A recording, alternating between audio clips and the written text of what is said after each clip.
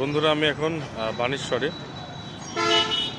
আমি আমার সর্বোচ্চ চেষ্টা চালিয়ে যাচ্ছি আমার ইউজার কানেক্ট করার জন্য। আমার প্রথম মাসটা মিনিমাম 5,000 ইউজার আপ করতে হবে, তাহলে আমার যা লেনদেনে আছে প্রত্যেক মাসে যে ইনস্টলমেন্ট সেটা আমি ঠিকঠাক দিতে পারবো এবং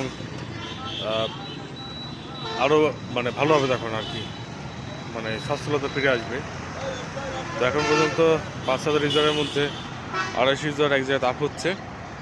আলহামদুলিল্লাহ, এটাই আলহামদুলিল্লাহ। যদিও এটা সেই তুলনায় খুবই কম, তারপর আপ হচ্ছে আলহামদুলিল্লাহ। আর একটি গল্প বলি মজার। বানেশ্বরে এসেছিলাম।